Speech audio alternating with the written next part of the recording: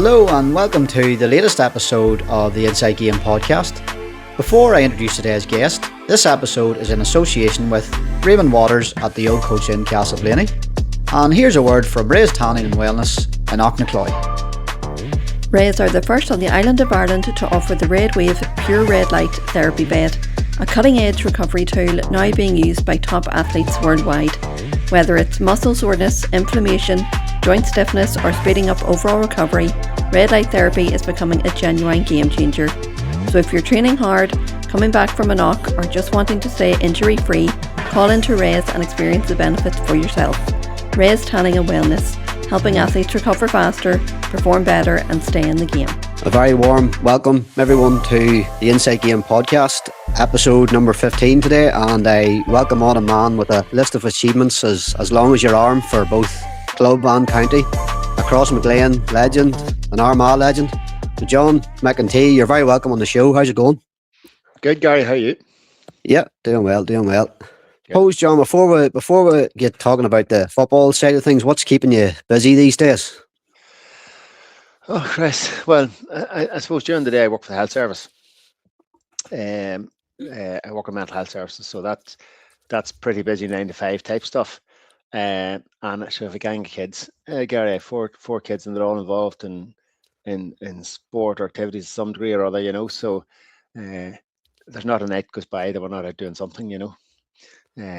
So and then in my spare time, I manage a football team. I manage Inniskeen senior team up in County Monaghan. So my 4th year there. So yeah, I keep busy. Very good. How's it going within the skiing then? Yeah, we got to the county final last year. Scottstown, who are super side, beat us in extra time. And they, as you know, went on and won us the title. So they were fairly decent, So there's a good bunch of lads up there. There's a great interest in football, a great club, a great community. And it's, in many ways, it's like your own club and my club at home. They're steeped in GA and GA tradition. So it's lovely to be part of it. Yeah. Well, look, John, I think I've no doubt one thing that the listeners will be interested in is Crossmaglen. So if we maybe reminisce about Crossmaglen a bit here. Look, I've had guests on before who spoke of good success at club level for their own clubs. The likes of David Wynne of Galway springs to mind. He'd won multiple county titles, Connaught titles, Connaught final, things like that. But I think we're sort of about to enter maybe into a different stratosphere here with Crossmaglen. So look, Cross had picked up, you'd picked up a couple of Armagh titles in the 70s and a couple in the 80s. Nothing too major going on really, and then the next thing, bang, a set of superstars came along, and from not even making an appearance in a county final since 1986, the club went on a tear from 1996, winning 13 in a row, 19 out of 20. You yourself won 15 out of 16, I think it was. Never lost a single county final. Look, incredible stuff, really. Sticking to the Armagh side of things, just incredible stuff. Yeah, listen, I don't think too much about it, but we've an old group called the Old and Done, which I'm very definitely part of. I'm old and done at this stage. But somebody sent through a picture of our first All-Ireland win, actually, which was a Community Games All-Ireland back in 1988. So we had a group of lads who came through. I was, what would I have been? Community Games that time might have been under 12 or something like that there. So I might have been 10, 11 years of age, and we won the Community Games All-Ireland. That group came through, and we were unbeaten in Armagh competitions, a bit like the what do you call it, the Drum Tea team is now. We were pretty decent, and sure, we had the likes of Oisin McConville and Francie Value and boys that got there, myself and Tony, and a whole host of fellas that come on that joined the senior squad, and maybe I know that we come up through the ranks in minor level and won everything, and then on the 20s, and we won either 4 or 5 on the 20s in a row, so we had quite a phenomenal group of lads coming through it at the one point in time. And then but as you know, Gary, a group of lads coming through in the senior football don't always make it, and we were very fortunate that we had fellas like Donald Murta, who was arguably the best fullback in Armagh that never played county football. He had no interest in county football, And he was there. We had Martin Califf, who was cornerback, who was a fantastic cornerback, and I think he played County Minor fullback at a point in time. We had Jim McConville, who was older brother of Washington's, who I would rate as probably the best leader we ever had, and a whole host of other fellas that were older than this group coming through. Older than this sort of cohort of maybe 20 lads over them 4 or 5 years, and we just somehow clicked. And our first year in 1996, we had a phenomenal rivalry with Clonagale. Your Lurgan friends down there played Marsden and Bumpy O'Hagan and Kevin O'Hagan and guys like that. Soupy Campbell, the original Soupy Campbell, and they were a serious side, no doubt. And I think they might have won the championship 2 years prior to that. Mullaban won it in '95, and then we came on the scene in '96. So there was pretty stiff competition. We were young, and we managed to get through. And actually, in fact, our first match in the championship that year was against Sarsfields, and we drew. No, sorry, I tell a lie. We were winning by 4 points near the end. The Sarsfields got a goal to bring it back to a point, and we just about creeped through that game. It was a horrific game of football, but we managed to win it, and we built on that and won our first county title. And I can tell you, that first county final, not as you say, we hadn't won it in 10 years prior to that. I think the previous one was in 1986, which is a big gap for Crossmaglen. And the crowd that was in the town that night was something we'll never ever forget, And Joe Kiernan was our manager, of course. Joe's very famous in Armagh circles and has gone on to do wonderful things with Ulster and Ireland, playing with that international rules, or managing that international rules team. But he and Donald McKenna and Ollie McEntee were our management team back then, and just 3 local lads very committed to Crossmaglen Rangers. In fact, I think they might even have been in management in Crossmaglen for 4 or 5 years prior to that, not having won anything. And it might even have been the last roll of the dice. If it hadn't won that yet, they might have been gone. But as fortune favours the brave, they got through that game, won a county title, and things just went from strength to strength. It was an incredible journey, and that was only year one. To end up in Crow Park in September, or in St. Patrick's Day in 1997 was just something that was beyond our wildest dreams. We never ever imagined that we'd been there, and yet when you win one, you want more, don't you? That's it. Well, look, I mentioned all the Armagh titles you won. Ulster, you managed to convert 9 of your Armagh championships into Ulster successes during your playing time, and then 2 more would follow after you stopped playing. 11 Ulster final appearances and 11 wins. There was 3 in a row in amongst that. It's actually the most Ulster titles won by any club by a distance. Burn and Scottstown they've got 5. They're the closest to you. Yeah. And we know that winning Ulster's not even easy, John, because Kilcoo have won 14 out of the last 17 down championships, and they've only managed to convert 2 of those into Ulster titles. So, getting beyond Armagh, your Ulster success then was incredible as well.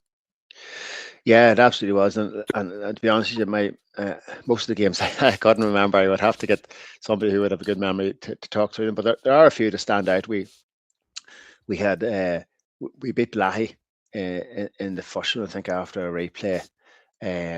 We actually that day there was a goal by Cahill Short. Cahill Short played for Crossmaglen, red-haired fella. He played for Armagh for a period of time too, and carried phenomenal pace. But they had a chance to win the match.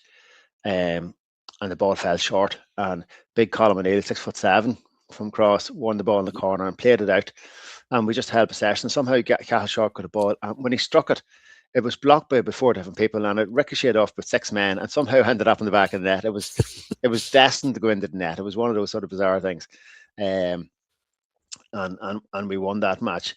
But we had great battles even against Ballinderry.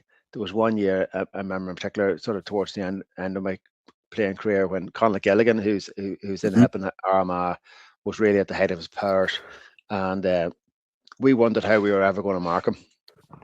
But somehow Paul Kiernan was a brother of Stephen and Aaron Tony's, was full back with us at the time, and he did an unbelievable job at marking Conley Gilligan. And we might have won the game 5-6 or something. It was really small score, and it was a really horrific day. But like, we put in a performance that was almost unbelievable. But like, we'd games against, teams that people mightn't have heard that much of. Like Mullaghorn and Cavan were incredibly difficult to beat, and we beat them up and crossed just by the skin of our teeth. We played Bourne a couple of times. I think we drew the first day, and we beat them in Newry the second day. We played St. Galls, who were a phenomenal side. They went on and won the All-Ireland at some point after that. And we just always managed to be good enough to get over the line. Most of them games we won probably by the skin of our teeth. And we used to say there's a big difference between winning by a point and losing by a point, and that's what we believed. We believed that the fact that we got through a lot of those matches and scraped through them, that we sort of built confidence and a great resilience that almost felt as if we were never going to be beaten.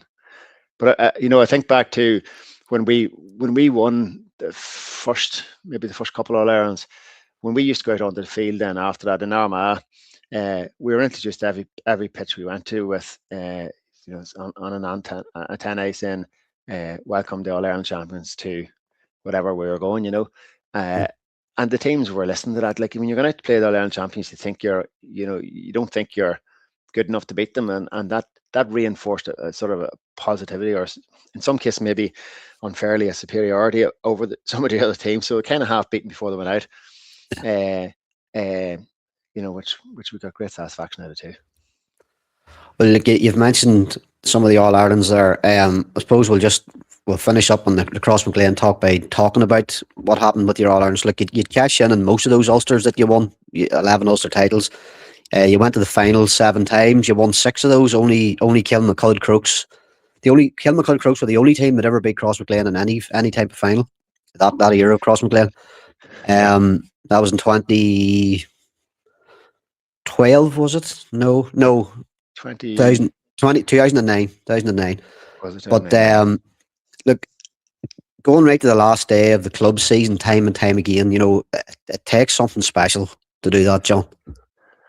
It does, but back then, as I said, the All-Ireland final was on St. Patrick's Day, and there's something special about standing in St. Patrick's Day listening to your national anthem, playing in front of a crowd of 30 or 40,000 people who are just local people from your town. And as time went on, we had followers from all over Ireland who used to go and watch us. And actually, I remember even to this day, there's a fella from Kerry comes up and watches all our club matches. And it's hard to believe. He comes up from Kerry. Most days he travels up the road and travels back down the road, and he watches all our championship matches, even to this day. So crazy. Yeah, it's mad. But those finals, and again, some of them we were outstanding in. So the year, I'm going to say it was 2000, 99 or 2000, we played Na Fianna in the final. That team had Kieran McGeaney, who's the current Armagh manager, and Jason Sherlock and Desi Farrell and a whole host of footballers. And people didn't give us a chance, but we played UCC in the semi-final, and we might have beat them by 10 points, but we could have been 20 points up, and they got 2 or 3 goals near the end, sort of to make it a respectable defeat. And people thought that was us. We played our best game. We were going to go into an All-Ireland final and get beaten by these sort of, this fabulous sort of multi-county type, team that sits, where Dublin football is. Des Mackin and all from Cullyhanna was on the same team. But we played, and we were outstanding on the day, and we beat them quite comfortably. I think they come back near the end with a few points to maybe, we eventually won it by 3 or 4 points. But there's other days we played Ballina Stephenites, and how we didn't lose that game. Like, they kicked wide after wide after wide, and they were like, we were awful, absolutely awful. But they just couldn't get across the line. They couldn't beat us on the day. You hit the winning point that day, if I remember. I did. But that's, you get lucky like that sometimes. But sometimes, it's kind of, it's destined for you. It's kind of like in a perverse way, the Armagh win their last year, the All-Ireland final, the year before last. You're playing Galway, and Galway had more chances than enough to win the match, but they couldn't just get the killer blow. And then Armagh got that chance and they scored. That's kind of the way it was at the time, But we played the Crokes, who were again, like a marquee club.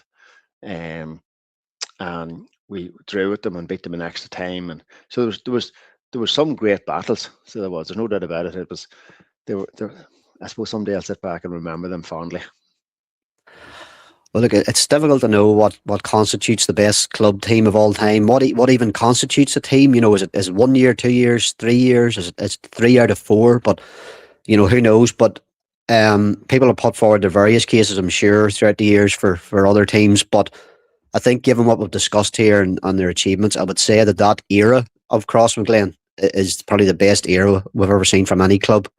And truthfully, I don't think it's even close. Yeah, I do think some, that conversation comes up actually quite a bit with even footballers. You have somebody who could be absolutely amazing, astonishing for 1 year, and then you say to yourself, should he be on the team of the decade or the team of the century? But for me, there has to be something about doing it repeatedly over and over again, and having that sustained success or sustained period of brilliance. Like Clifford, you can't argue how brilliant Clifford is, because he does it every day against all the best defenders. But there's other players who might be outstanding on the day, and you think, right, there's definitely loads of potential in them, but maybe they don't perform as consistently as he does. And for us, over that period, we had probably 20 years of sustained brilliance, and certainly I think we're quite happy with what we did, and I suppose the legacy we've left. Yeah. Well, we'll move on to the Armagh side of things, and I want to start though, John, with the under-21 team that you played on. Now, bizarrely, the county had never picked up another 21 title since the competition began in the early 60s, but your team then came along and you were managed by Seamus Heffron and Liam McCarry, and you won the Ulster. Now, something you won't know is that in your first Ulster Championship match, I'm almost certain it was against Tyrone. Not only was I at it, but I watched the match from the Armagh dugout. So I was sitting in the dugout with the subs. My dad, he would have had sort of media access, and he would have brought me along with him. I was only like 15 or 16 or something at the time. So I ended up in the dugout, which I thought was great. But look, that was a quality side. So many players would go on to contribute to the successful era of Armagh senior football. What was your memories of that team, John? Yeah, you're right. So it was. I think it was the first under 21s as was that stage. It was the first time that Armagh had won this title. And like there was like Andy McNulty, I think, might have been there, if I'm right in thinking. Tony and me, John Toll was definitely there. Big Alan O'Neill. There was a load of players. And you're right. We sort of filtered into the Armagh squad after that. I might have been captain, I think. But in any event, my only memory, the only game I actually remember was, I think we possibly beat Derry in the final. Would that That's right. Yep. Yeah. Which was a big achievement because Derry had a serious squad, and back then Derry had won their All-Ireland title in '93, and you had a whole bunch of lads coming through after that. Big Enda Muldoon and Johnny and they just had such strength and depth that it was always going to be a big battle. Now, it's funny, my fondest memory of that time was the management. So 2 Lurgan men over us, and they were great characters. They were really, really good to us, and I suppose up to that point, I suppose management were, your experience in management was that you get the hairdryer treatment, you get the, the rough talking and all that sort of stuff. But those guys were great crack. They were fairly light-hearted. They were really good, honest, sort of care and compassionate guys. And you built friendships with them. So it was certainly a different management style than what we would have known prior to that. and it was a real breath of fresh air. And I think for me, the main memory I have of that whole year is the friendships that we built. I think we played Kerry in the semi-final, and Kerry beat us That's right. in All Ireland final, or the All Ireland semi-final. And funny, I think in the minors, I think we win an Ulster minor. Something tells me, I think maybe the year prior to that, the minor team won. I was part of minor title, and Kerry beat us in the All Ireland semi final that year as well. So, that Kerry team would have Mike Frank Russell and men like that on it, and so we would have been on to play against them in future years as well. That's right. The Kerry would have had Mike McCarthy, Tomas O'Shea, Eamon Fitzmaurice, Aidan McGarrald, and Mike Frank Russell, as you said. The list of Armagh players I had for here, John, was yourself, obviously, Tony, Paul Hardy, John Toll, Paddy McKeever, Stevie McDonald, Davy Wilson. Davy Wilson, I don't think so. And then the other guys who maybe made a bit of a lesser contribution, but certainly did contribute to Armagh, would have been Barry Duffy, Kevin McElvanna, and Alan O'Neill, as you'd mentioned. That's and right. And Aidan O'Rourke, that was the team prior to that. So that their age group would have won the minor title. Yeah. Just a shout out and a thank you to Raymond Waters at the Old Coach Inn, Castleblaney, for the continued support of the podcast.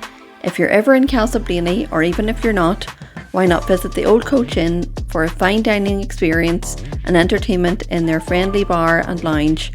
That's in the Old Coach Inn, Castleblaney. I suppose that team then played a massive part in moving into what's famously known as Armagh's golden era. Suppose when you look at all the accumulating factors, it's no wonder that Armagh had such a strong team during your playing days with them. The minor team in '92, contributed the likes of Marsden, McGrain, Barry O'Hagan. You had Mullabon, the Mullabon team who won Ulster, Benny Tierney, two McNulty's, Geezer. The under 21 team we've just talked about, and then of course the Crossmaglen players from that era. So then I suppose then you had the under 21 All Ireland winning team in 2004 and another Ulster under 21 team in 2007. So a magnificent time for Armagh football. I'm not sure it's something we'll see quite like it again. Yeah, around that time, so Armagh won a lot of Ulster titles, Gary, didn't they? Around that time, they might have won 6 or 7 Ulster titles. Yeah, that's right. I think I had 5 or 6 anyhow with Armagh, and I suppose that formed for me an impression up until actually the recent All Ireland win for Armagh. Formed an impression to me that actually you need to win those other titles to put yourself at the top table, and to say that you've credibility, because a lot of confidence at county level comes from winning and having that sort of acknowledgement that you're one of the better teams. Than if you come up against the Kerrys or the Dublins or the Galways or the Mayos or whatever, that you're a better side than they are, and you'll beat them. And Donegal or whatever. And if you play them in matches and get beat by them all the time, then you kind of thinking yourself, okay, maybe I'm not in the top 4, I could be in the top 6, type of thing. So all throughout that period, we were quite confident that we were one of the better teams in the country. Not always saying that we thought we were the best team, but we definitely were at the top table, and we knew that we could compete all the time. We, for the first time ever, we won a National League title. We won an All Ireland title, and I say we were consistently winning Ulster titles and back-to-back titles. So we knew that we had the pedigree to compete against anybody, and when we went out against teams, we carried the favourite tag, and we were able to carry it quite proudly.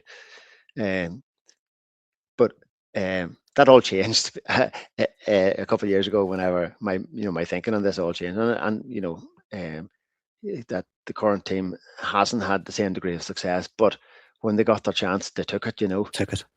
Yeah. So and credit to them for doing that. Well, one question I wanted to ask you, John. You suffered a concussion in the O2 All Ireland final. You took a heavy landing, and afterwards, you were talking interviews and stuff after. You said you were struggling to even see, really. But in between that and being substituted off, you scored a trademark left-footed kick that you were famous for. It was out round near the 45. So look, what was going on there that you were able to? Did you just go into autopilot at the time that you were able to strike that score? Or? Yeah, listen, as simple as that. I got my first concussion was actually back in football terms, was back in the first All Ireland title that we won back in '97.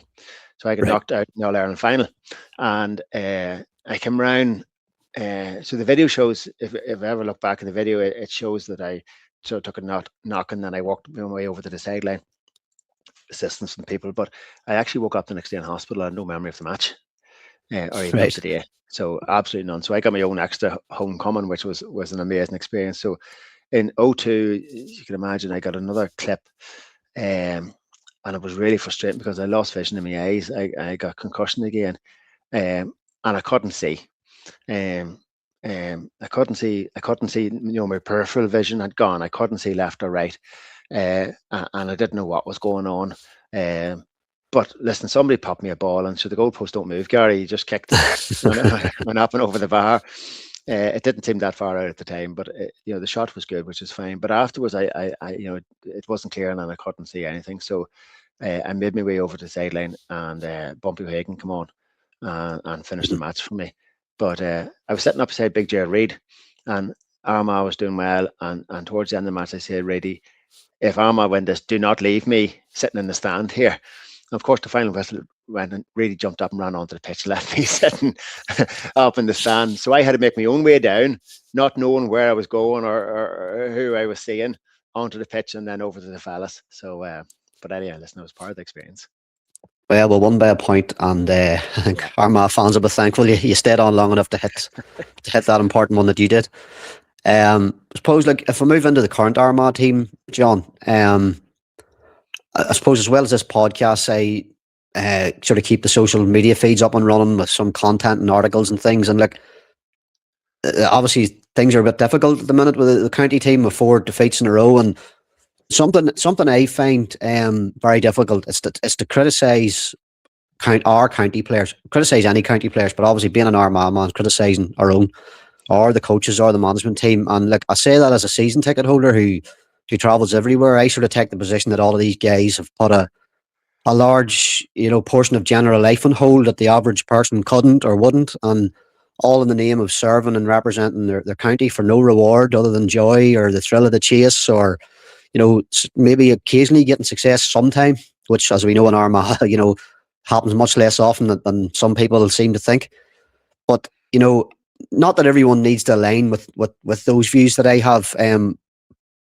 Because like, when it comes to professional sports, the teams I support certainly will be critical, as critical as the next man. But John, you're a long serving ex-player and a supporter of the county team. So like, in a time like this, after 4 league defeats in a row, like, what's your thoughts so far, considering you can understand it from both positions? Well, I'll actually pick up the point you make there about what you can and can't say as a supporter. I actually think as an Armagh man and a man that goes to all the matches, you're every bit as entitled to give your opinion as anybody else. Now, obviously, if you were having a direct conversation with a player, you're not going to be critical of them. But I think as somebody who's paying in through the gate, and particularly as an Armagh player, I don't see why you can't give your own view on whether they're playing well, not playing well, or what they can or not do, or why they're not playing well, or what the issues are, because that's part of our game. That's who we are. There used to be a fella in Cross called John Martin, and John Martin was very heavily involved with the Cross team back in the '60s, and he would have done taxi man for the Armagh team. Whenever Benny and Jim McConville and Mark McQuillan and Gerald and that were playing. A great fella, a great character, but he was a desperate man for being critical of teams and players. Mm-hmm. And he used to say of Cross, he can say what he likes because he's a Cross man of a Cross, but dare you outside of Cross say anything about him, and you couldn't. And I actually think there's something in that where an Armagh man, I think we're perfectly entitled to give our opinion, and people shouldn't be as defensive about it. That sort of way. I think in the modern era, there's always the risk that people will take your conversation out of context, and maybe put a different spin on it, and it leads to the perception that maybe you're not supportive of your team. But if you're turning up every week and paying money, and you're at the expense of traveling to Mayo at the weekend, maybe even staying over for the weekend and things, why shouldn't you have a view on it within reason? But in relation to the way things are, listen, you go through difficult times at county level. Them guys have had a tough schedule now for quite a number of years. They've been nearly men, and then they won the All Ireland. Last year they're coming back to try and do back to back, which is really, really difficult. And everything was on target. The stars had aligned up until the Kerry game, and then the whole thing was completely derailed. And they've had I suppose, a spell of misfortune in many ways. You had Grugan, who had a couple months off there, doing his GA promotion work over in France. You had Aaron McKay, who was an important feature of the defence, along with Barry McCambridge, both of who are injured and aren't playing well, and haven't been part of the game this year. McCambridge has been out for quite a while. Aaron McKay came back for some of the McKenna Cup matches and looked really positive, looked really good, and then he picked up an injury. So I'm hoping he'll come back shortly. But when you have two key men out of your defence, of course your defence is going to be shaky, and then up front, well, Ben Creeley was missing in the middle of the field, and Ben's one of those players that you don't really miss until he's not there, and then suddenly you realise the impact and the importance he is of the team. And what do you call him? Pulled a hamstring and missed the last game there. And in morning, he's a massive loss because he's playing so well. Even as in his later years, he's definitely not somebody who should be running about the pitch as active as he is, and yet he's been doing that quite freely. So when you lose a few players, it has an impact on the team. And what I would say is that even though Armagh have great strength and depth, you just cannot afford to lose key men like that in key positions and then expect to be as good as you are. I think what it does is, if you think about it, all the Armagh games that we've lost, with the exception of the Roscommon game, which was, a crazy sort of an affair. We only lost about a point or two, So we're good enough to be in the mix with the depth of squad that we have, and fellas have been doing really well, and other fellas have stepped in, and there's no doubt about it. They've definitely cut their teeth, but we're leaking goals, and it's costing us games, and men like that are a big loss. And I suppose there's up front then, like Oisin Connaughty's probably, he's just outstanding. So he is. His pace is electric. His ability to get shots off, his game smart is really, really good. He's an outstanding footballer. And he's had 2 years where he has, back-to-back All-Stars. And maybe not going as well as he might want to. It's not for the want of effort. And sometimes maybe potentially trying too hard. So he's gone through maybe a spell of a bit more barren than what you would expect of him. And Conor Torbett's not, playing as well as he was. But you get that. It's early in the year. Things maybe don't always go to plan. We're fortunate enough that Keane and McConville and Oisin O'Neill have been stepping up and scoring. But it leaves it that your marquee forwards, your named players, the guys that everybody's looking to, aren't performing as well or aren't there. And that has an impact on the team. So I'm not as concerned as we need to beat Dublin. Don't get me wrong, we need to beat Dublin and stay up. But I'm not as concerned coming into the championship as I might have been in prior years. If I was playing and we had that type of 4 losses in a row, or you're watching teams of old, going back prior to my time, and lose 4 games in a row, you think to yourself, God, we're going to have a terrible year. This is an absolute disaster. I'm not as worried. As long as we can stay up in Division 1, I think we'll be able to regroup. We'll get fellas back for the championship, and we'll still be that All-Ireland quarter-final stages, and then just see how things go after that. Well, there's a lot of pundits sort of would share those views, John. The likes of Pat Spillane, Kieran Whelan, Andy McGinley, and then most recently Lee Keegan and Conor McManus. They're not ultra critical at all. They seem to think that Armagh are in a decent enough place, but the things that you've mentioned, missing players and being ready for championship, that's the type of thing that they're expecting. Another point I suppose I would raise, and I think you have touched on it too, is that the likes of McCambridge and Aaron McKay, those guys are probably enough if the two of them were playing, to stop probably a goal and 2 points or a goal and 3 points Yeah, between them. yeah. And, the team has scored 127, not 20, not 24, not 19, not 22. And as you touched on, couple of those at least are 1 point defeats. And with a couple of stalwarts in defence, you're probably going to come out with the wins in those games. So it certainly isn't doom and gloom as social media might, sometimes look if you start reading it.